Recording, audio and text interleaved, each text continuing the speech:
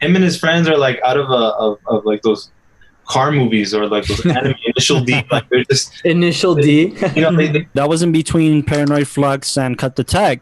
Do you want to tell us a little bit about that? It's a really cool story that I was really excited to see once it was out. Kind of like going back to the puzzles, giving them different pieces that they'll never be able to conjoin together into a full picture, but they'll get an idea. That's a level that filmmakers need to kind of step into if they really want to get serious about filmmaking and production.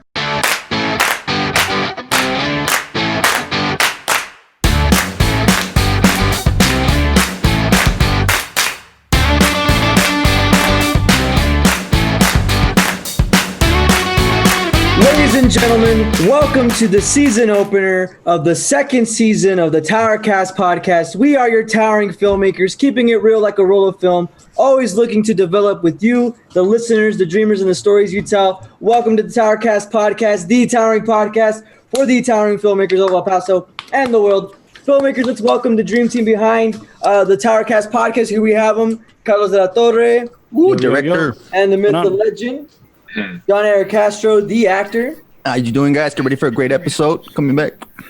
Michael De La O, our director. Wonderful. Back for a second season. Let's bring it. Heck yeah. TowerCast second season. TowerCast second season. Austin Young, Honeyback. How's it going? Flesh. And our guest for today's season opener is none other than Anthony. Anthony, man, I don't want to butcher your last name, but go ahead and introduce yourself to the world. Hello, thank you for having me. I'm Anthony Salgado, filmmaker from El Paso, Texas. Thank you for having me today. What's going on, Anthony? Real quick, from one filmmaker to another, I'm happy to see that you're holding down the fort. Real quick, just to get a little icebreaker out there, what's your most rewatched film and who's your favorite director? Oh, straight into it. Oh, wow. I have a lot. I might be able to answer the film one, man, just because of what we talked about. He's loving Parasite and Uncut Gems right now. I know he's been watching those. Which one do you prefer, though? Man, that's tough. Really? They both have really great aesthetics. I mean, different mood palettes. For sure. But I mean, the one film that I could go back is It's Only God Forgives. Oh, really? Interesting. Nicholas Winding Refn, and I love that film because of the long takes and the colors and the music. It's awesome. I know a lot of people hate it. My friends who love watching movies, I tell them, hey, watch Only God Forgives, and they're like, nah, pass. Well, we definitely know your style of film is very, very interesting. It's part of the reason why we wanted to have you on the podcast today, because just your style, man, when it comes to the films we have seen and the one we're getting ready to see, very experimental vibes, very art house vibes, which we love, man. And we think you're one of the only filmmakers in El Paso kind of approaching that type of genre, that type of aesthetic and feel. So very interesting, man. And we definitely want to get into that. It's been quite the journey for the towering filmmakers as we begin the second season. It's been cool to open up the doors to the new wave of filmmakers that we have around the neck of the woods, and that's you, Anthony. Anthony, could you just take us through your filmmaking journey? The question I've been sort of asking, the question I will be asking for the duration of the whole season is, how did your hero's journey begin with filmmaking? Well, basically, I've always been into stories and reading and writing, and I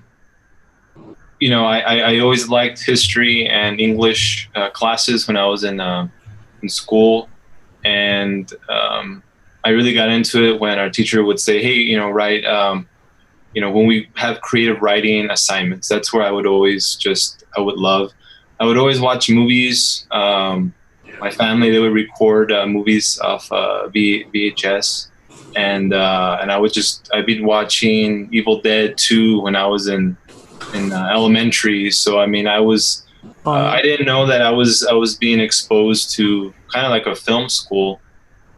And I think what started the whole thing was 7th grade. I had Miss Bias. I went to Ross Middle School, and the assignment was to make an alternative ending to your favorite movie. Cool. At that time, it was Lord of the Rings. Assignment. Yeah. For me, it was Lord of the Rings, Return of the King, and so I kind of wrote... Cabron. Another ending? You want to write another ending? Yeah, I wrote another ending, and Dope. What was it?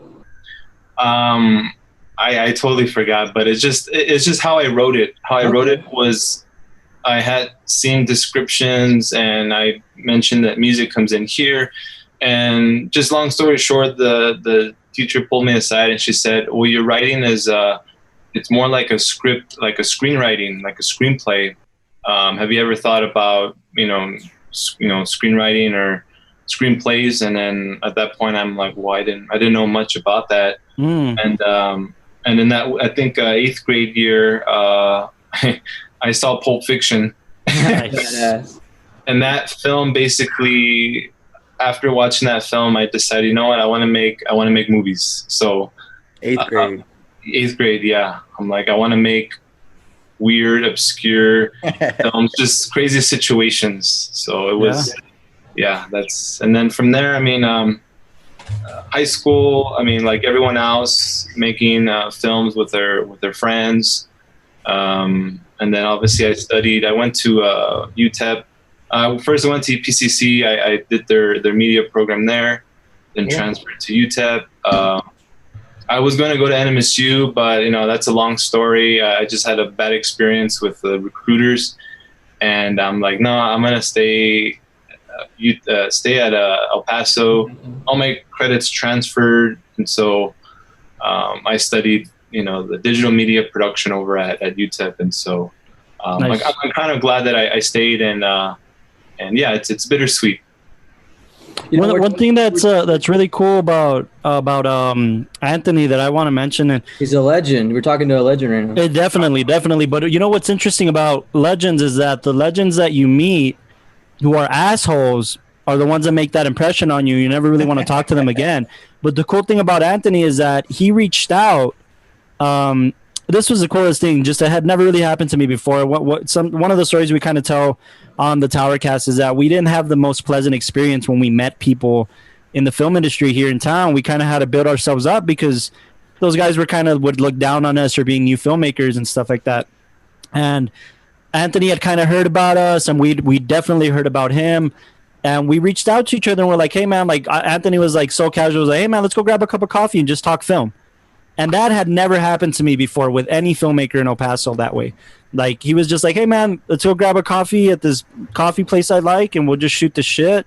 First time we ever met, I think we stayed at that cafe, Anthony, for like 2-3 hours, dude. Just talking, right? Just shooting the shit and talking about movies and talking about each other's work. And it was one of the most pleasant experiences I've ever had with just meeting new people and meeting like-minded people who just randomly was like, hey man, I've heard of your thing, you've heard of mine, let's get together and just talk.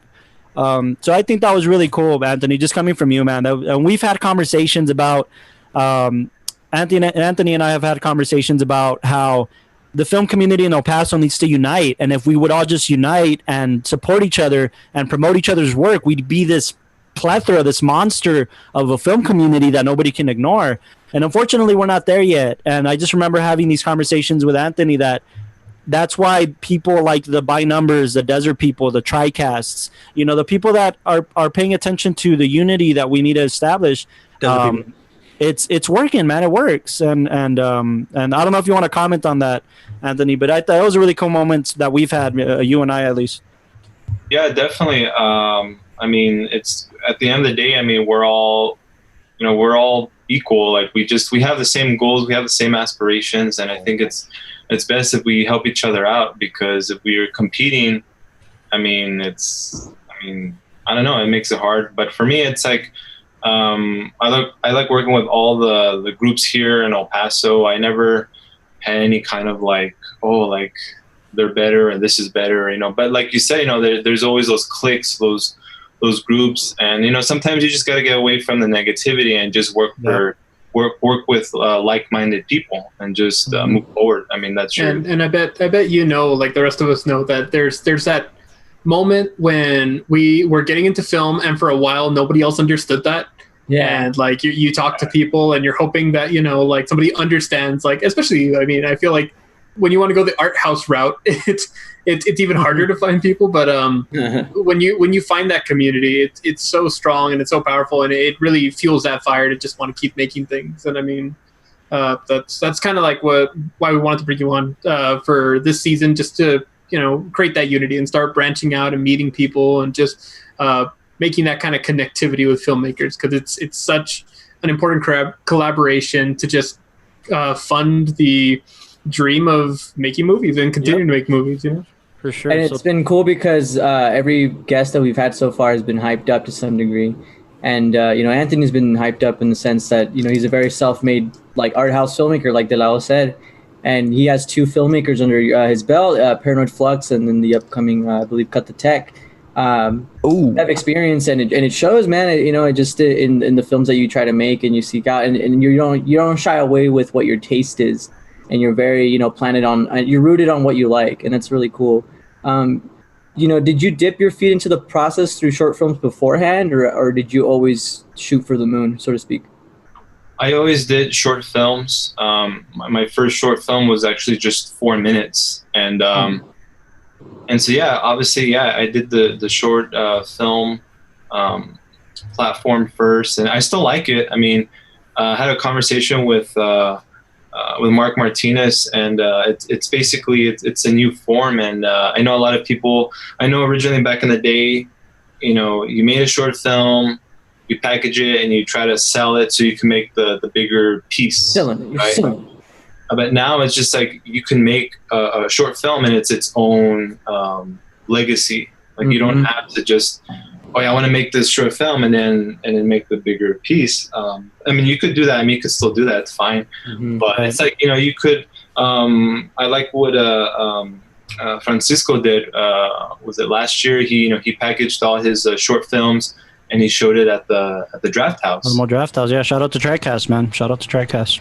And you look at I think Coppola and Scorsese, and I think was it Sofia Coppola? They made the Brooklyn? Was it Brooklyn Stories? New York Stories. Yeah, it was Coppola, Woody Allen, and Martin Scorsese. Okay. Sofia Coppola helped co-write the Coppola story, but yeah.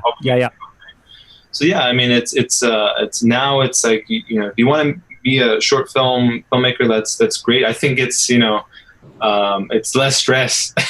You can make a career doing that. Especially with the internet and festivals and everything. You don't have to be the traditional filmmaker where I have to make that 90-minute film. But of course, everyone wants to make the 90-minute film. I mean, for me, the biggest thing is the minutes.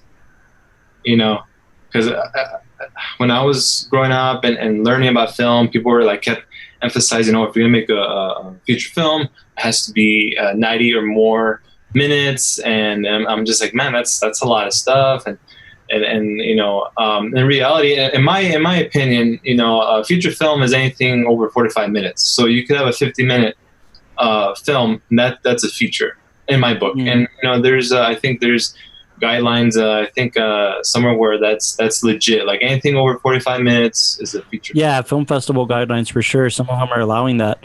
Yeah. No, that's a good point. That's why we wanted to ask you kind of where your journey started in that sense, because I remember one of the things I kind of talked to these guys about was when we were barely gearing up to meet up, Anthony. I remember just hearing Paranoid Flux. It was everywhere. Great title. It was everywhere, man. We had been hearing about it through the forums on Facebook, websites, and then some of the news stories that it got picked up on, and we just heard about it. We just heard those 2 words, Paranoid Flux, and then when we finally got to see it, it showed the distinction of somebody who talks the talk and walks the walk.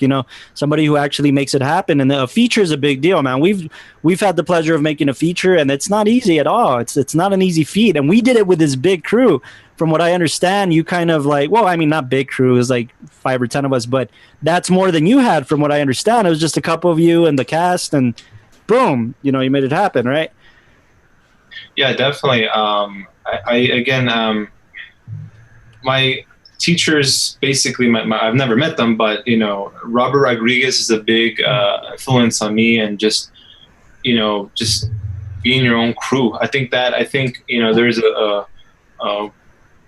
that generation of filmmakers who are the students of Robert Rodriguez. Yep. Where you just if you don't have the money, okay, just write what you can. Yep. And if you don't have a crew, okay, do it yourself. It'll take a while, but I think you learn more by doing that. And so I just love that idea. And I mean, it's kind of like a code. Yeah, you're not wrong. We definitely have that bond, like any students of Rodriguez, and if you're under that school of thought, and if you read his book when you were getting into film, just like I did and a bunch of us did, you follow that, man. And he's, by the way, the nicest guy in the world, dude. I got to meet him and talk to him, and super nice, dude. And he loved El Paso, and he loved coming down here and meeting the filmmakers down here. I think his parents are from here. Yeah. So that was really cool to see him, man. Like when he came down, and that he's our hero, man. He's our hero of, like, if he did it, and he's a Mexican American, a Chicano filmmaker, then why can't we? You know, so I think we definitely see ourselves in Robert Rodriguez in that school of thought, and I really admire that, man. Look, let me tell you this: it gets easier when you have a bigger crew. It definitely gets easier, man. But I know your school of thought, and I think when you have a bigger crew that all have that same mentality, they hustle harder. You know, they hustle harder to bring the picture to life. So just know, man, you always have a crew in Tower, brother. I know we've been talking about always doing something together, but you know, definitely the more the merrier. Awesome. Yeah, and you know, with Cut the Tech, I wanted to do a different approach and actually having a crew, and so this is the first time I had well, actually, I did it on a smaller scale for a short film called Papyrus, but you know, for this film, Cut the Tech, I had Diego Davila as the cinematographer and Jackie Montes as the second unit photography camera. Awesome. And Jason Carranza as my assistant director. So and Rayal as the sound, the boom operator. So having all those, the crew, everyone helped with the film. Like I wasn't stressed. Exactly. Yeah. This is the first film where I'm like, all right, this is all right. Yeah. Well, let's bring it back a little bit. Tell us a little bit about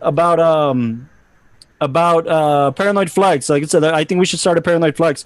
Let's talk about your experiences through that film. What the film is about, how it came to your brain, and how you made it happen, and then we can kind of go into the other ones. Well, again, I wanted to make my first feature. The budget that I had used, I had that money saved up to leave El Paso. I was gonna go to Los Angeles, and I was just gonna try to, I guess what they say, make it. Right. And I was working security downtown. This is just after I graduated UTEP, and I was working security, which I love. Yeah, I was a security guard. I recommend if there's young filmmakers, anyone starting out, and like, what can I do for a day job? Security. Great for writing because you see everything. Oh, that's so true. Hacking the system, my boy. Yeah. Wow, look at that. Good point. I love security. That's the next job, all right? Yeah. But, just so much freedom. So I've read during that time. I read so many books and I wrote so many screenplays. But okay, so I used that money. I decided, you know what? I'm gonna make my feature film. I'll use what I have here. I'll just do it. I want to do it. Why not? So I had saved at least $5,000. That was the budget for Paranoid Flux. Wow. And so I bought the camera, the 5D. I bought the Rokinon Cine lenses. So that was kind of like a little chunk of the budget. And then nice. Yep. And then I had hired Carlos Corral and Rayal. That's the first time I met Rayal. And then the actors, we made an agreement in terms of, hey, I told him, you know what, I kind of, this is as much as I could pay you. And so for me, when it comes to budgeting, I'm upfront. I tell them, this is what I have. I don't want to lie. I don't want to promise you this more. This. Yeah. If this is what I have, and sometimes, I tell them, if this is what I have, do you accept it? And then more than likely they say yes, because, I'm being honest, if I had more money, great. I would, here you go. I've always been like that, where just be honest with people, show them what you have. But I've met filmmakers who are like, yeah, we'll pay you, and then they don't pay them. Right. So, and there's so many horror stories out there of people who like want to do this really, really big production and go out there, and they might use a set or location, all that, and then when people are like, okay, well, are we going to get a return on this? Like we were told that we're going to get this or that. then and they can't pay it up, then it makes bad blood, and then there's more bad blood in the community. We've all heard stories of filmmakers who just they go and they might abuse that kind of like privilege of getting people who want to help out on their film. And I mean that's kind of like one thing to always keep in mind. It's just you want to, like you said, be upfront, be honest. I mean that worked in your favor. You were able to put together a feature for what budget you did have. It's amazing. And so again, I'm thankful. Like all my short films, feature films, even documentary. I'm thankful for everyone. Without them, they wouldn't exist, because they could have just said no, and then I would have been like, okay. But can you tell us a little bit about the plot of the movie?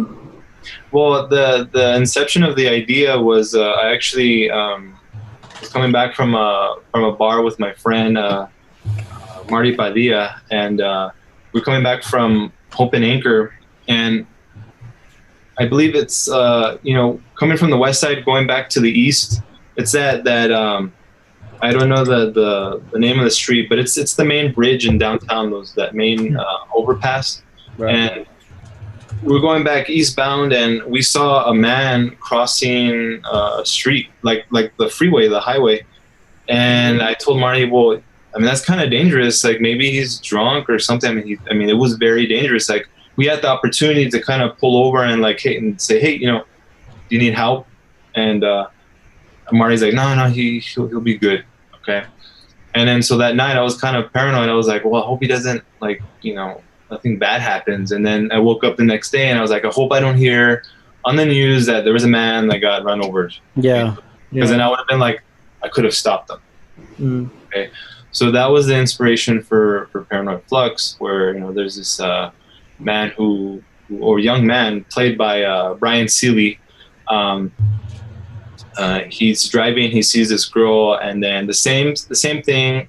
She's kind of walking around, she's kind of drunk, and then she kind of tells him, leave me be, and then he leaves. And so that's the whole idea. But then the next day she dies, and so that's the inception, that's the plot. So Brian, his character, he feels guilty for a young woman's death, and then there's this whole mystery behind that, like who ran her over.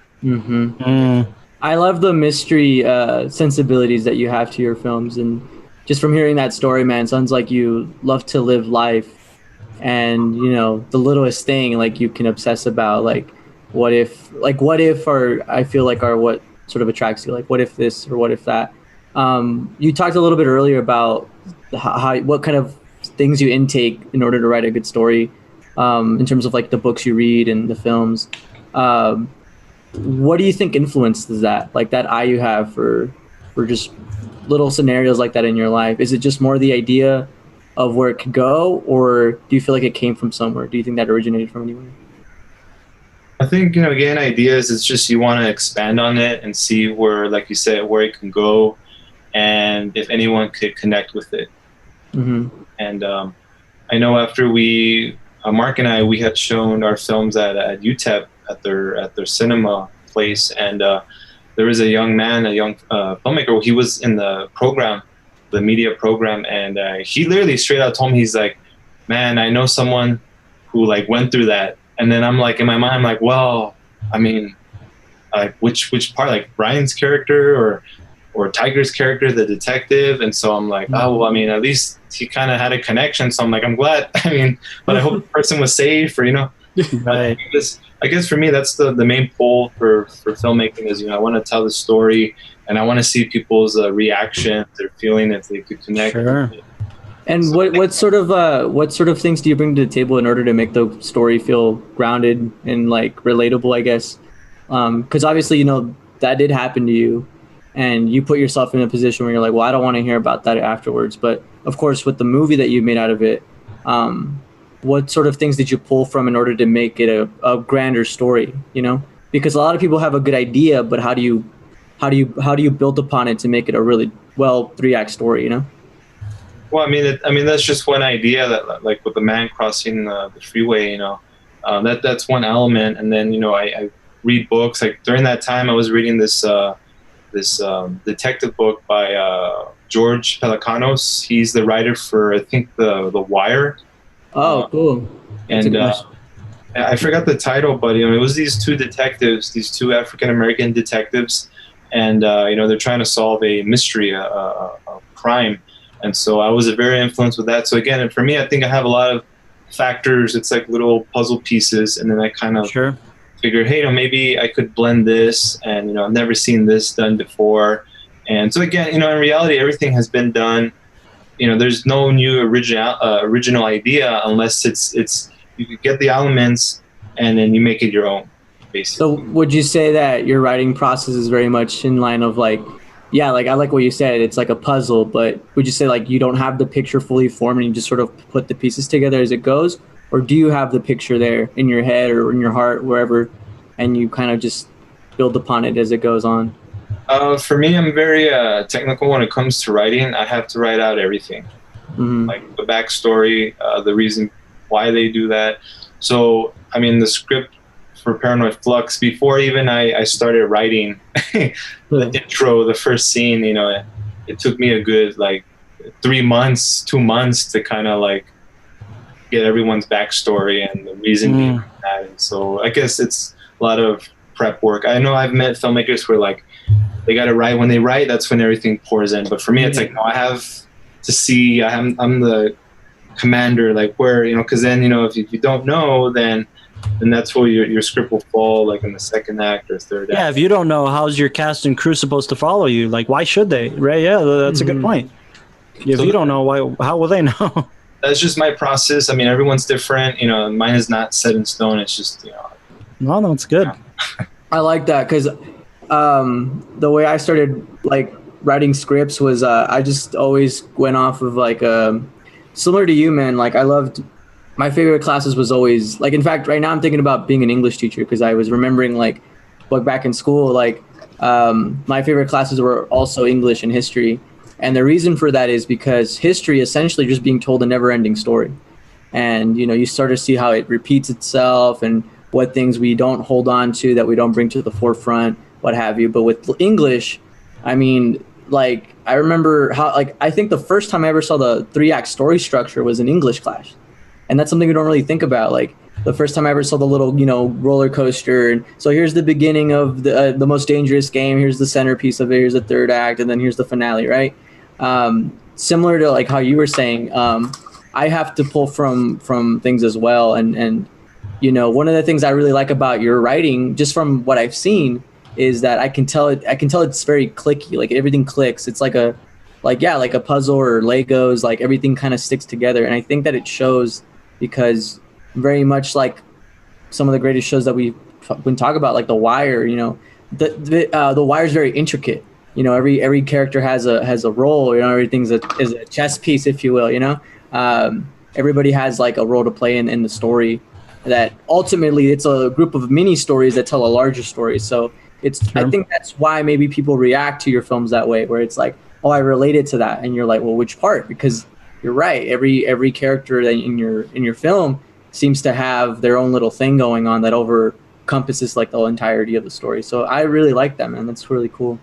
Tying in the English aspect of it, my junior English teacher, I was writing again another writing exercise, and at that point I wanted to be super creative, super free, and then she kind of told me at the end, she's like, because I think we had to create our own stories, and she's like, she made a comment, she's like, even Shakespeare sat down and organized his thoughts. Yeah. So she was saying is like, hey, don't write stuff random unless you're going for that. But, so just basically organize your thoughts.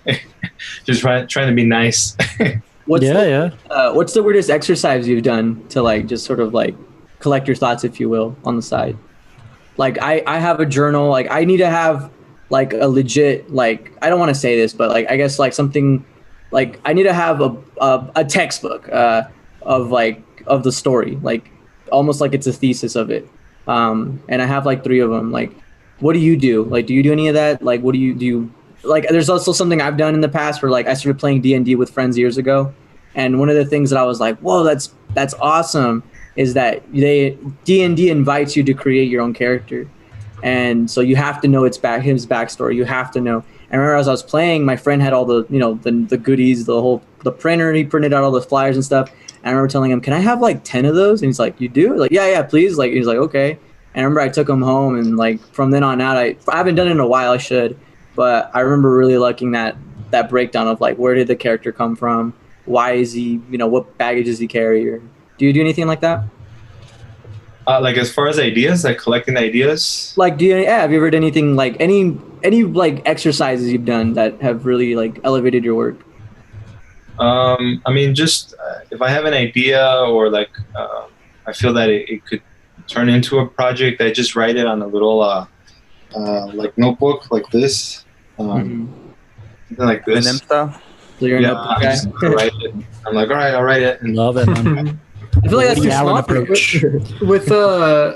With your first film or the first feature film, I mean, it sounds like you had done a lot of your own like camera work, your own audio, really putting together the both creative and technical aspects of the film. Did that become difficult after a while for the sake of like trying to in your head maintain story, but then also focusing on being a kind of a master of all these other little elements, so that way visually, audibly, the narrative would flow? Or do you find that helps you kind of maintain the story the way you want it? I realized that I had to stop, with Cut the Tech. I needed to stop doing everything because in terms of like a producing mind, the time and setting up and shooting the scene. So with more hands on board, it's like boom, boom, boom, boom. So that's the way, I think in terms of let's get this to shoot it.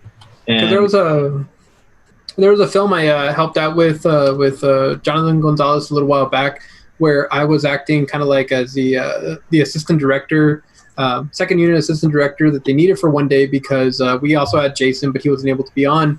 And it's interesting because for that aspect, it's very time management. It's very making sure everybody's in their roles, everybody's in their right place, everybody's able to accomplish that on the production aspect. But where I see that craft being very like it has its own technicalities, it gives way for like the director like you to go and really focus on what's happening on set and making sure that the actors are giving you that performance that they're gonna bring that story to life. So I feel like, before, I think when you're starting off in filmmaking, you think like, oh, well, I'm going to grab all my equipment, I'm going to shoot it, I'm going to take care of everything, because that you want to feel that sense of control. But after a while, I'm in the school of thought of thinking that no, for filmmaking to be as great as it is such a collaborative effort, making sure that you as a director and writer, you have your place, the person who's a cinematographer has their place, actors have their place, and that way it frees you, but then you're able to do the best performance you can, unlike this one. I think we should talk a little bit about your documentary that was in between Paranoid Flux and Cut the Tech. Do you want to tell us a little bit about that? It's a really cool story that I was really excited to see once it was out.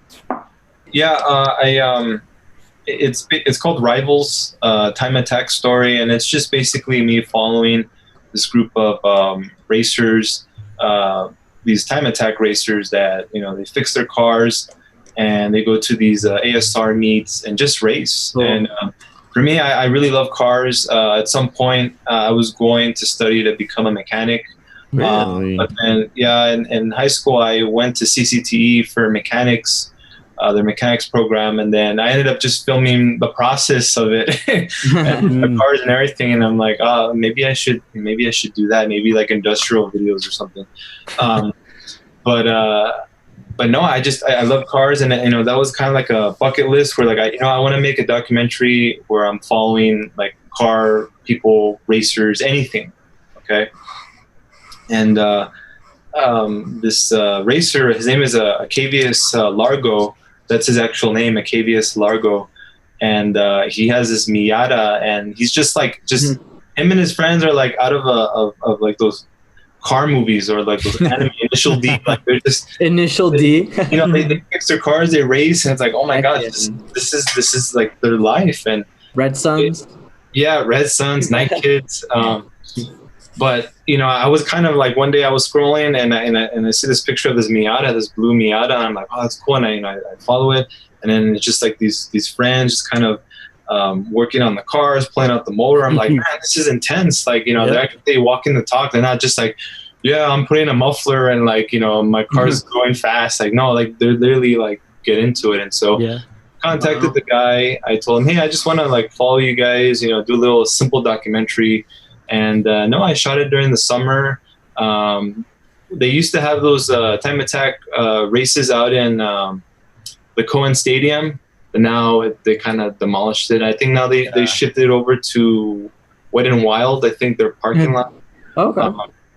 But I mean, and if you look at the documentary, it's very cut and dry. It's not, I guess, the best because like I didn't have a lot of visuals. It was just them kind of talking about their process and everything. So it's kind of, again, very cut and dry. But I wanted it that way because I didn't want it to just make it very flashy. I wanted to very concentrate on the actual racers and show them as human beings and their cars. It's a great. I remember we met around that time, and when you were still producing it or still shooting it, maybe you were in post. But what's cool about you, Anthony, is that you get it's like from conception to release. Quicker than most filmmakers do. Like you release a good amount of promotion. We get a good amount of previews before your films come out. And I remember with Rivals, it was definitely that. Like we started getting kind of these previews of when this film was going to come out, and it was exciting because I come from the same background. All my family, for the most part, they're all mechanics, and I was going to be that at some point. And I fell in love with cars. I built my own car at one point, and I was in that same kind of it's a very knit, a tight knit community, man. Like everybody knows each other in the car building community, and you could see that in your doc for sure. How these guys are rivals, but they get along and they're just shooting the shit and they just talk shit to each other, and it's just really cool, man. So I could definitely see where you're coming from with that, and how that doc got me excited, and I'm sure more people in the car community excited to see that story. We used to do more like drag racing up on the strip up on in Clint out there. That's kind of where we did our thing, and I think they closed it since then recently. So it's cool, man. It's cool to see that car culture still here in El Paso. I know it's still alive and well, so it's really, really cool. No, Anthony, one of the things I did want to talk to you about was that I like to study like the guests before they come through and stuff. And one of the things that I get out of you is that, yes, like you, I feel like, well, like for me, for example, like the things that got me into filmmaking was every single freaking aspect of it, not just being a director, but like editing and colorizing and acting and even being marketing. And I would read books on producing, and like, it was always a very fascinating world, just the art of making movies. It feels like you don't necessarily do have like a concrete team you work with. From what I've been told, you sort of just hire whoever helps, and that's how I was for for a big chunk of my time. Like I started up the film club back in school, and like whoever showed up, man, I was like, let's go, we're filming, like, and we did like Spartan News, we did the news, like basically that news scene in like Homecoming, like that was us, like that was literally us. It was so freaking funny. Mm-hmm. But one of the things I did fantasize about was like I wanted to go into marketing originally. Like I wanted to do marketing, and I love like I've seen the promotions for your stuff. Like I think that you understand that there's like a craft to it as well, because you're supposed to give them a sneak peek of what's to come, and slowly but surely, kind of like going back to the puzzles, giving them different pieces that they'll never be able to conjoin together into a full picture, but they'll get an idea. I think a lot of the marketing buzz that your films attract come through its crowdfunding, because of course when people put money into your films, they're sort of buying the ticket already. So by the time that the movie comes out, they're ready to go. Spreading the word through action and movement. What was the process like in terms of crowdfunding for a passion project, and what are some of the hurdles that you overcame as a filmmaker? Yeah, well, with Cut the Tech, it's the first film that I used crowdfunding, and I think that's a level that filmmakers need to kind of step into if they really want to get serious about filmmaking and production. Because I mean, I just wanted to try that, and I think the biggest thing, like the biggest tip I could say for anyone who wants to do that is, again, to be honest in your intentions about the project. With Cut the Tech, I kept emphasizing that it's an art film, and when people say art film, they're thinking of like these stylized art films where, you know, it's like kind of like mainstream, kind of like A24. You know, they're kind of sort of art films too, but David Lynch, experimental. Yeah. I had to tell them very experimental. Where, and this is the biggest thing: long takes. Yep. Because I didn't want to be like, yeah, I make this film, and then they give me money, and then they see it like, oh my gosh, like I just wasted money. Yeah. Right. Yeah. So that's the biggest thing, is being honest, your intentions, and so yeah, I really pushed for the art house film, experimental, just the strange weirdness of it, and I mean that's the best bet. Be true and honest, and also it's a lot of work. Contacting the people. I mean, I don't have a PR person or a marketing person. Right. So I was there. Yeah, I was there messaging people like, hey, can you help donate? Can you, this is, you know, I basically had to tell them my intentions and everything. And some people said, you know, yes, and some said no. And then, so it is work, but it's worth it. And I think for the next film, obviously I would be more prepared. And I think I would actually have, you know, we'll Cut the Tech. I had the storyboards, I had the script finished and everything. But I think if I was going to approach it again, I would kind of make like a PowerPoint slide and show them, look, this is what I have. Yeah. A pitch page. Like, a pitch page, basically, and do that. I mean, I have that in a way, but I guess show more visuals rather than just me talking. So what's the basis of Cut the Tech? What can you tell us about Cut the Tech? What's the story there? Well, again, I was at work, not at work. Sorry, that was I was at Sal Vista Mall. I was at the mall, walking about, and I see this like teenage couple. Right, they're on their phones and everything, and the girl, I guess her phone dies, right. And she kind of freaks out. She's like, oh, my phone is dead. She's asking her boyfriend or friend, do you have a charger? And he's like scuffling through his pants. Like, I don't know. But, you know, it was just kind of that, you know, like they felt desperation. Where like, oh, my phone's dead. Like, if I don't have it charged, like I'm going to miss a lot of things. And so that made me realize. And I think, you know, now that we have, you know, we're hooked up with their phones. You know, that's just a big thing that I've noticed that's changed. Like everyone's on their phones, or like if you go to the mall, they're walking and then they have their phone. They're not even looking at where they're walking. You know, they could bump into a wall or something. And so it was just that idea where we're just too hooked up to our phones. And again, you know, with this whole quarantine, I think we're even more amplified. I mean, I admit I'm on my phone too. You know, it's okay, but so it's the idea of just like this young person who's just hooked up to their technology.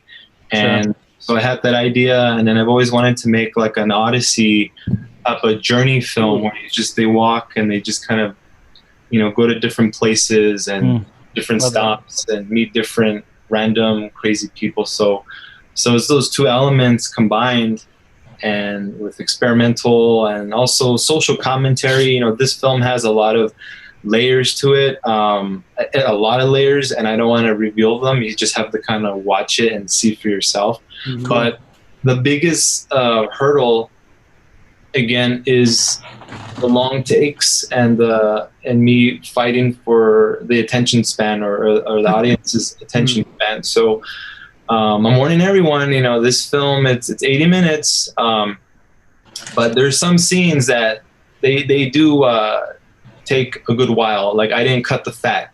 And going back to that, they're genre films where they don't have a specific name, but it's like I call them the don't cut the fat films, where they just kind of like they stay on the scene and you have to kind of like just watch and see what happens. You're like taking hostage. I think that's one thing I love about for instance, not necessarily experimental films. I've had a few that I loved, and some that kind of just trip you out. But I think that's what I love about Italian cinema.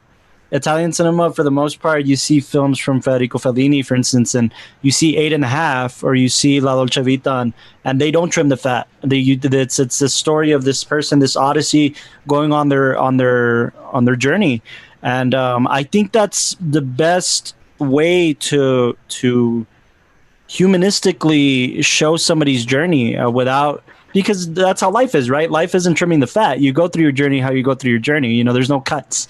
So I think that's an interesting way to go about it. I mean, for Italian cinema, that's part of the reason why I like it. It's not French cinema, it's not new wave, it's not avant-garde, but it's real and it's organic, and it lingers more than maybe the average filmmaker will linger on a scene. But that's what makes you feel something, how long it lingers on that scene. So I think it's really interesting to take that approach for sure. Yeah, definitely. And it's just, again, just to show the reality of what we're living in. And it's just, again, I hope they, I recommend, if you're going to watch it, just turn off your phone, just kind of like relax and just sit and watch.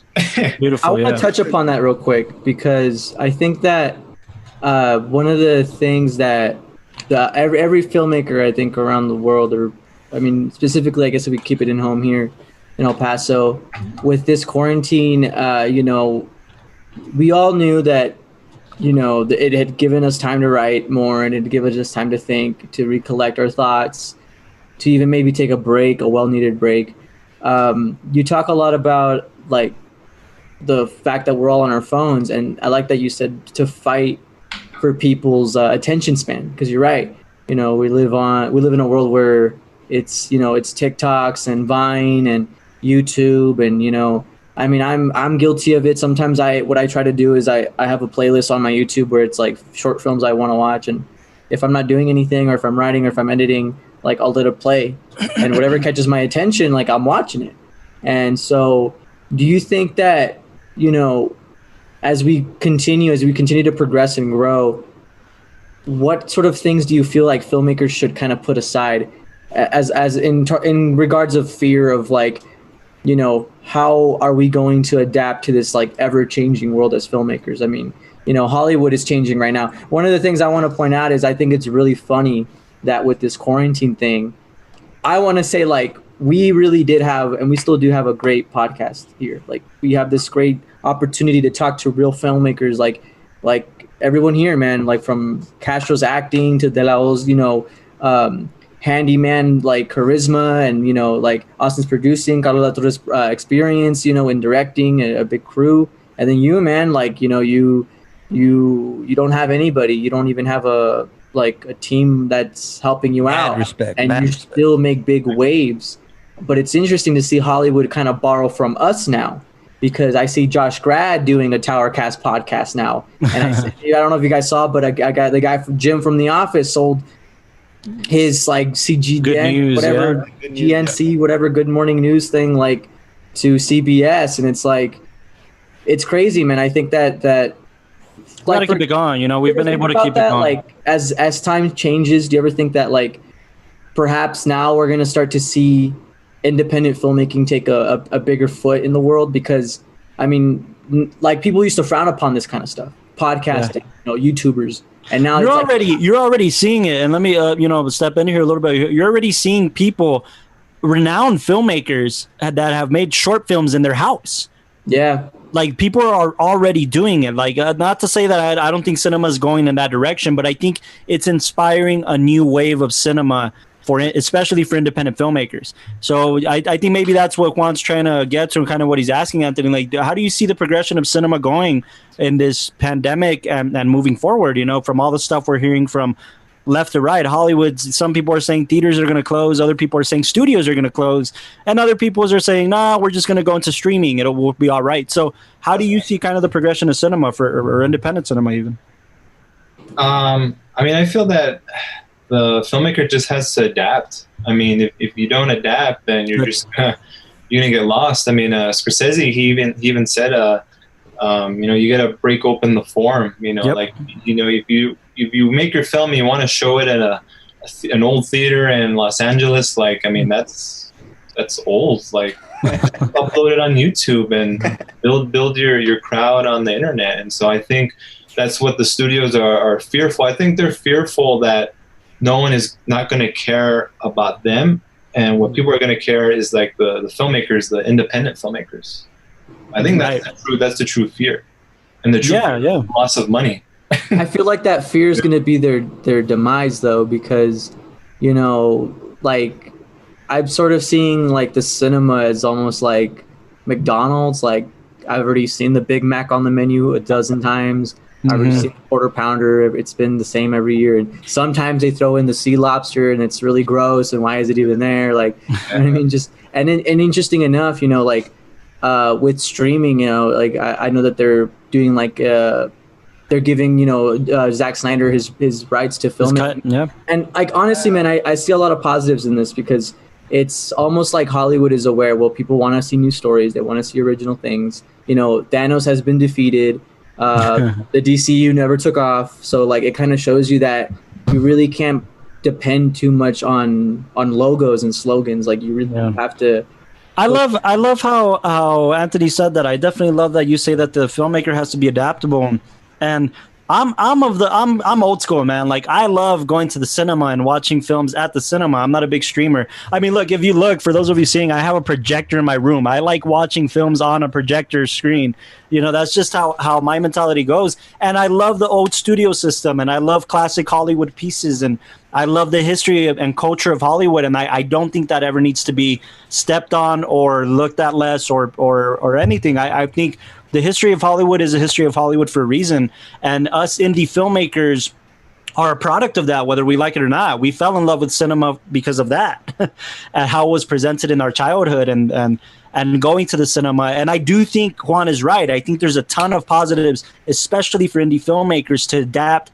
I mean, Scorsese's 77 years old, and he's going to Netflix and Amazon. He's adapting. He knows the game. He knows exactly what he's doing. But I think that old school nature of preserving cinema and preserving movie theaters and protecting the history of Hollywood and cinema and world cinema is important to me. And I think it's important to a lot of filmmakers out there. The David Lynches of the world who are still making these experimental, crazy films, but they care about Disney films, and they care about the Scorsese films and the family pictures, and they care about just being cinephiles. Like Tarantino, man. Tarantino doesn't make family pictures, but he's a cinephile. He watches everything. You know what I'm saying? So I think just protecting cinema, protecting its history, though it's been shaky and it hasn't been great, and we've had the Harvey Weinsteins of the world that gives, you know, Hollywood a bad name. You just got to pay attention to the positives and be adaptable to what your version of cinema is and how you want to protect it and make sure it grows. George Lucas has a whole thing of digital and how he wanted to break open the forum of digital cinema, and everybody thought he was the devil incarnate, and everybody didn't want to let go of celluloid, and there was this whole thing. But he did it, and ultimately he was right. It's all digital cinema now, you know? But he still favors classic cinema. He still thinks celluloid, it needs to be protected and preserved. And I think that's the filmmaker, that's the great filmmaker, the adaptable, well-balanced, well-rounded filmmaker that doesn't favor one genre or another or talks down about one genre or another, but rather embraces cinema as a whole and encourages people like Anthony who does, independent, experimental cinema isn't my thing. I mean, the first time I saw Eraserhead, I was like, what the fuck is this? You know what I'm saying? But I loved it. I loved the intent, and I love the fact that there's a community that embraces that. And I embrace like all of Anthony's films for sure. And I think that's what we got to be doing, man, is just supporting all the avenues that this quarantine and streaming are creating for filmmakers all around. Because I mean, let's face it, the ultimate goal is to have people have the masses watch our films. And if we can't embrace the way other people are either receiving or distributing cinema, then how do we expect for people to do that for us? You know what I'm saying? So that's kind of just my take on it. I think I love cinema too much for it to be ignored. That though the world is changing, we still have to like protect it, and we still have to care about it. And I just love that aspect of it. So sorry, Juan, I didn't mean to interrupt, but I just kind of felt like to come into that. But anyways, going back to, for me, this is my own I guess perspective on streaming. Yeah, your take for sure. When going back to Only God Forgives, when I found out that El Paso wasn't going to get it, and it wasn't going to get the film, I was mad. I was like, man, why? And then I read reviews like, because it's so art house, and theaters do not want to buy that, and nobody, not buy it, but rent it out, and then no one shows up. Obviously, it comes down to money. So then within that same day, I'm on the PlayStation Network, and then I see it pop up. I'm like, what is it? Like the advertisement for it, and like you could watch it. You could watch it now before it premieres. I think worldwide or something, or international. I forgot what it was, but and you could buy it. So Only God Forgives was my first digital download that I bought, and I'm like, oh my gosh, like I have this movie, like no one in El Paso has it. That's good. And so I close my blinds, and like I just turn it on, the speakers on high, and I'm like, oh my gosh, like this is it. Like this is the new experience. This is it. So I'm all for watching movies in theaters. I love that. And also like streaming, like I love that. Yeah. I think it's important to talk about the theaters who love it. Like I love Alamo's slogan, by film lovers for film lovers, and that's why it's my favorite theater in town, because El Paso, we have a limited kind of market, and Cinemark definitely has the monopoly here. It's something we were talking about before we jumped on the podcast.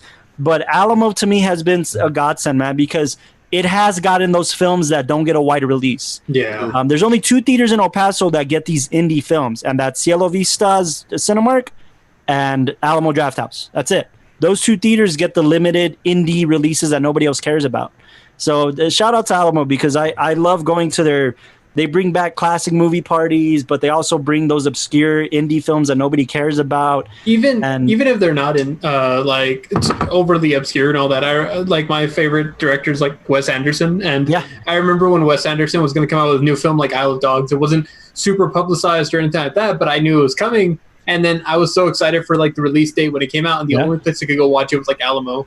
And I mean, it's funny how there's these pictures that bring us such joy, and it's just that it doesn't fit the masses everywhere, and it's such a shame. It's insane. Look, Parasite was only shown in Alamo for the longest time, and it won Best Picture at the Oscars. I mean, it was only in 1 theater, and it won Best Picture at the Oscars. Okay, so I agree with you. It's one of those things. So shout out to theaters like that who still make it happen. But to your note, sorry, Anthony, to your note, like, there is the way to watch things at the cinema, but sometimes when it doesn't allow that, these streaming abilities allow for it, and I get that, and I totally get that. I think it's a weird, like you have to remember that like the filmmaking industry is a democracy, and similar to how big corporations, they'll try to paint you in a way where it's like, well, you can only watch these movies because we know what you want.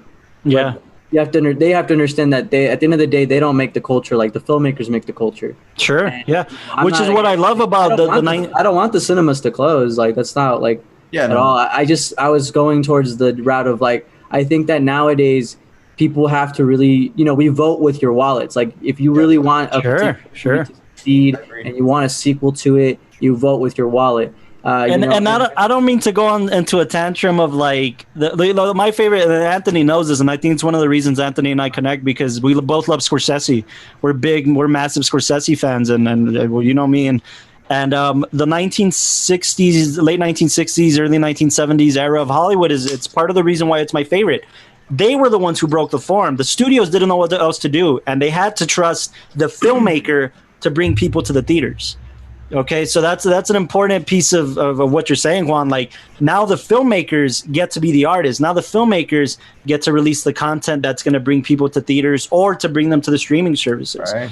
So I mean, it's part of the reason why everybody's given Martin Scorsese $200 million to make a movie. You know what I'm saying? His new film has already left Paramount and is going to Apple so that Apple can finance it.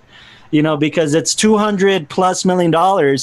But they know that the filmmaker is going to bring the people to watch this film. And I think it's important. I do think it's important. So you're absolutely right, Juan. I agree with you on that front. Like, the filmmaker has to be the artist and the storyteller, and it can't be the studio. It has to be the filmmaker.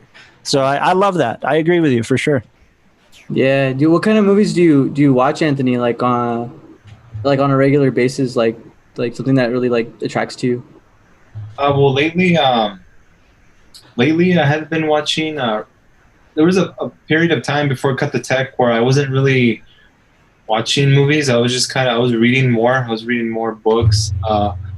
But recently, since I'm learning Japanese, I've been watching a lot of Japanese cinema. You did tell me that. If you don't follow Anthony on Instagram, by the way, he puts up on his stories like the new word or the new phrase he's learning, his practices in Japanese. It's so cool, man. That's cool. So yeah, Japanese cinema. I actually watched this before this podcast.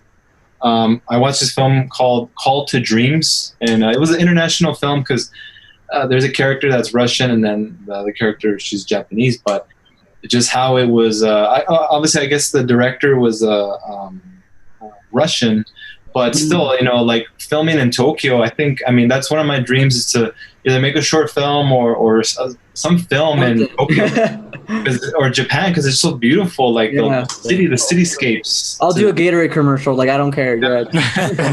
Anything. Yeah.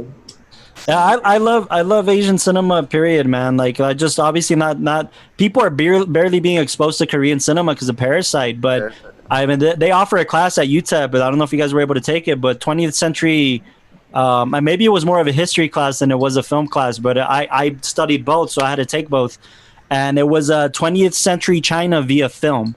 No way. And it was fantastic. It was one of the best classes I ever took at UTEP because it was we were studying the history of China through films by Zhang Yimou.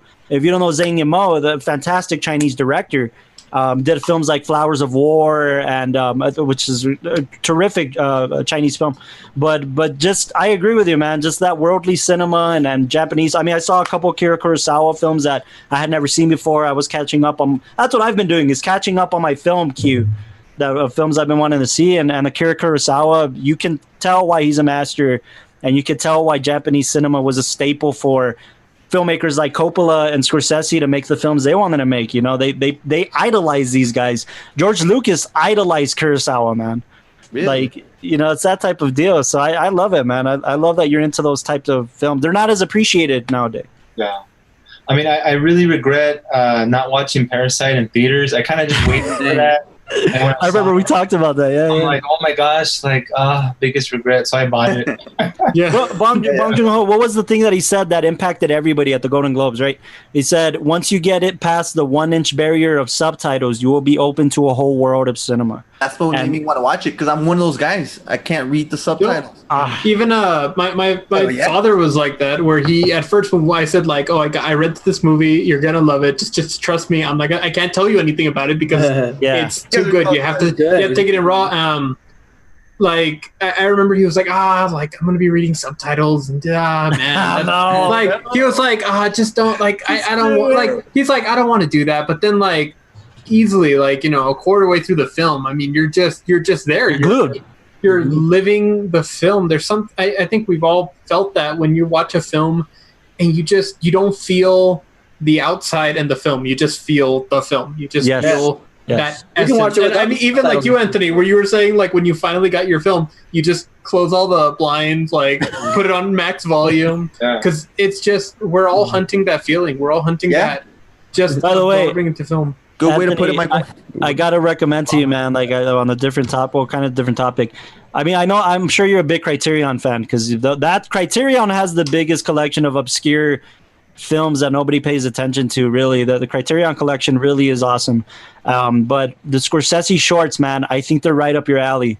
I think they're right up your alley, dude. And it's documentaries, but it's also shorts that you can tell where this guy came from. And Ari Aster and the Safdie brothers, they have this whole thing in the bonus features, dude, where they talk about these shorts for the Criterion channel. It's so cool, man.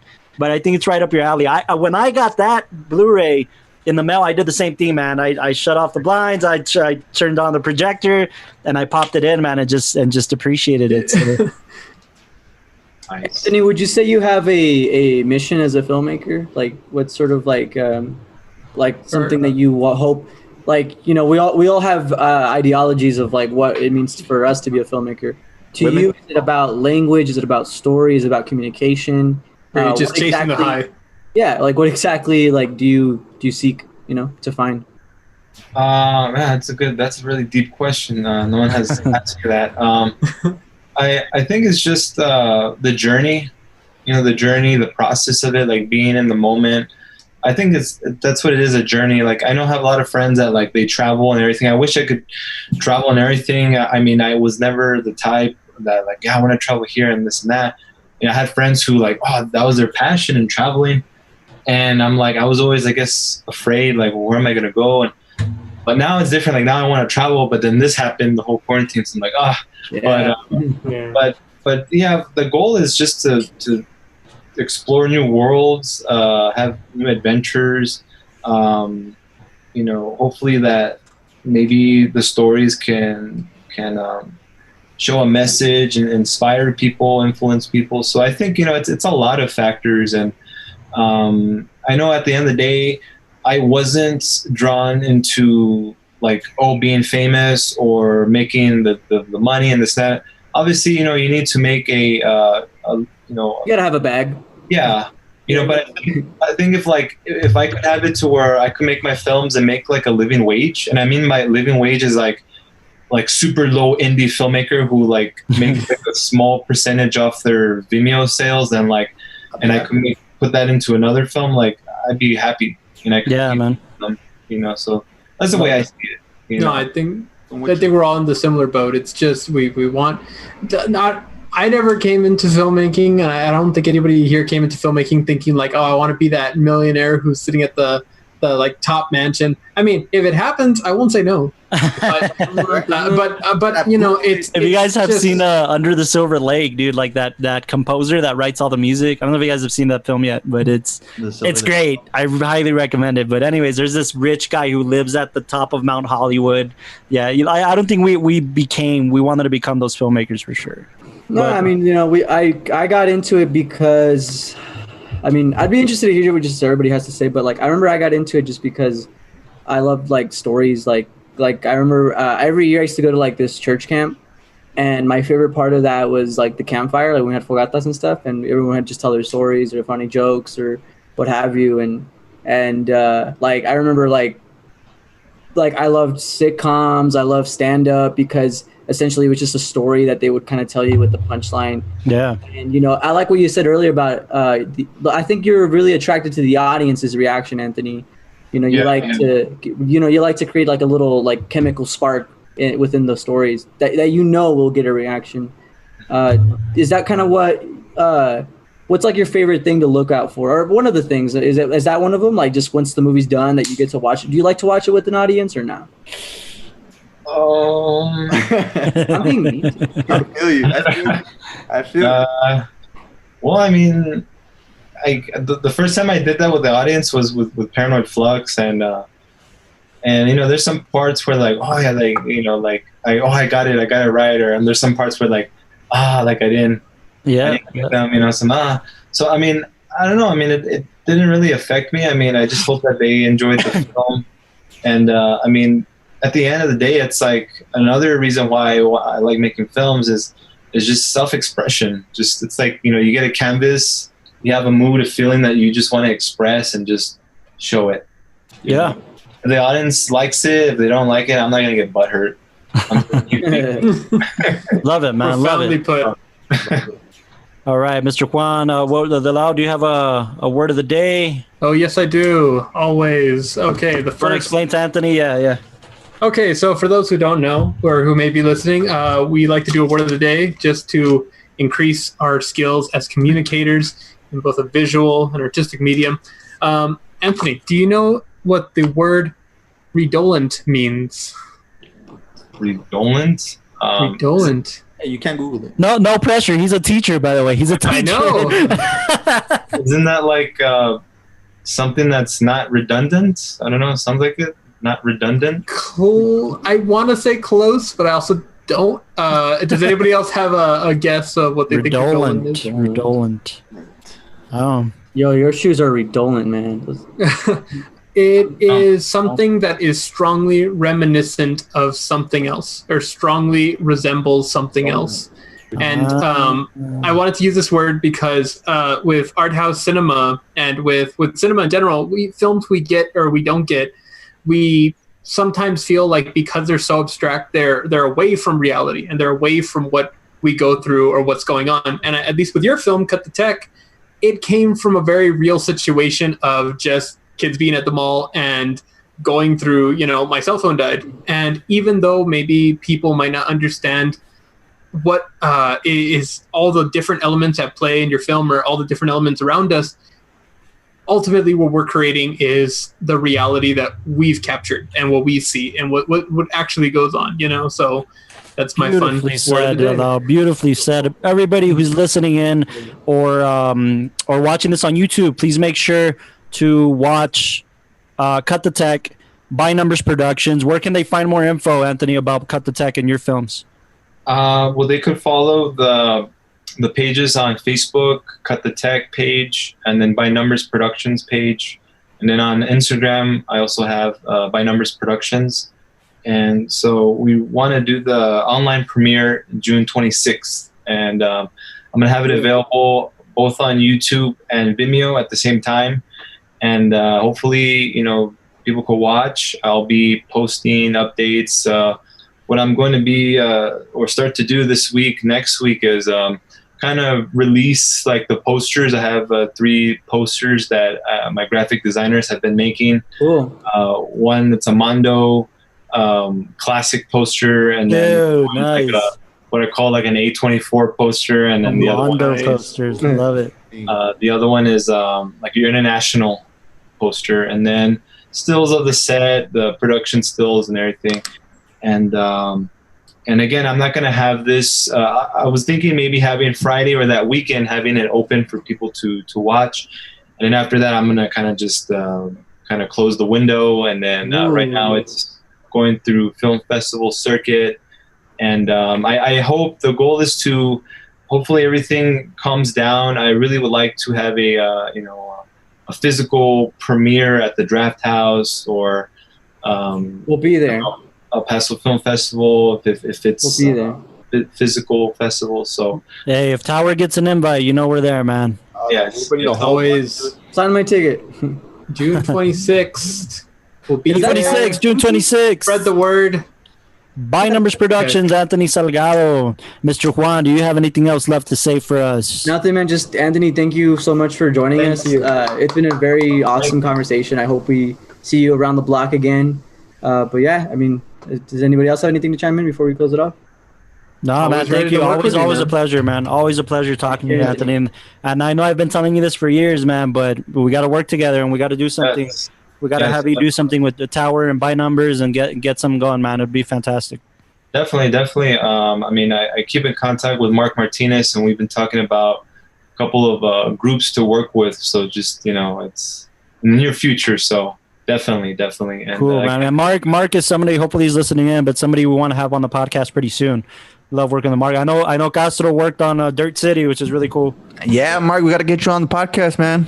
Got to dissect your mind. What's going on? We'll get him in. We'll get him in. I've been talking to him recently, so hopefully we'll get him in soon. Thank you guys for having me on here. Thank you, Anthony.